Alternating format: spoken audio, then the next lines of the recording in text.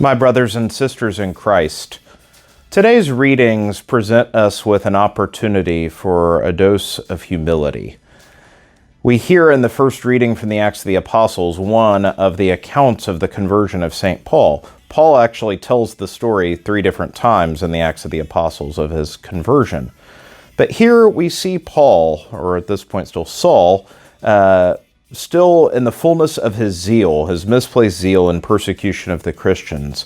And then he has this encounter with Christ. And Saul is convinced that he is righteous. In his mind, he is operating in the ways of God. He is God's champion, when in fact he's persecuting God. And so this leads to this encounter where Jesus, why are you persecuting me? Who are you, sir?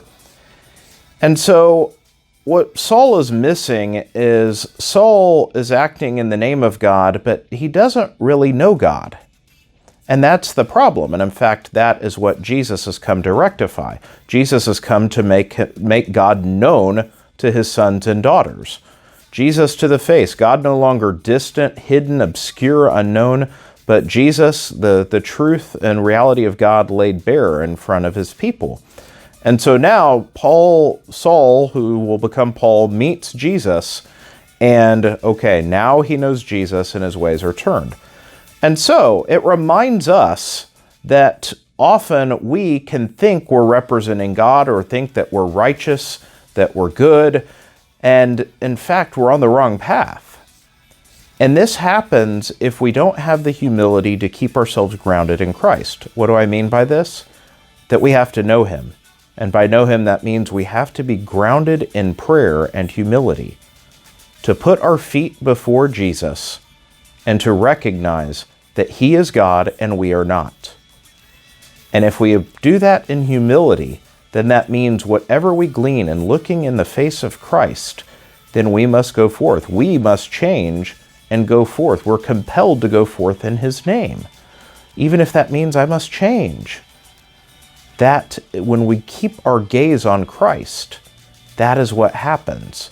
But instead, if we take our gaze off of him and go forth in what we think is the name of God and the truth of God, then we subtly start to impose our own image, our own opinions, our own feelings, and we insert them and claim that they are God's, when in fact they're ours. And then we get off the right path. And so the humility that this requires, just as Saul, is that we need to be more faithful in prayer and humility to know the person of Jesus Christ. And so this is one side of the coin from today's story, that of Saul.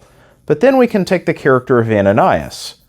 Ananias is a disciple of Christ, and yet when he is compelled to go meet Saul, it's, whoa, I know that Saul character. Nothing good can come of Saul. Are you sure you want me to go to him? Again, we can be the same way. God's response would be, what is it to you to know who I've chosen as my instrument? I can work in anyone.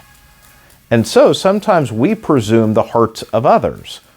We, convinced of our own righteousness, look upon others in mistrust, or don't see the face of Christ present in another. We don't see God at work in the other.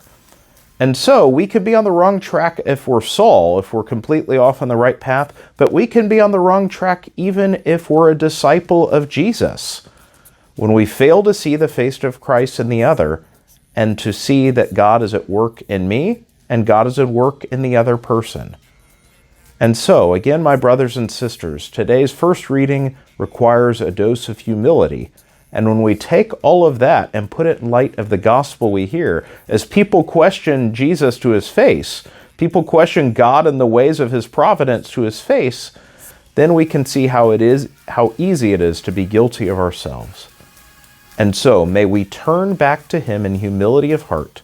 May we drop to our knees at the feet of Jesus and spend that time truly encountering him and getting to know him, that we may have the truth and the truth may set us free. May God bless you all.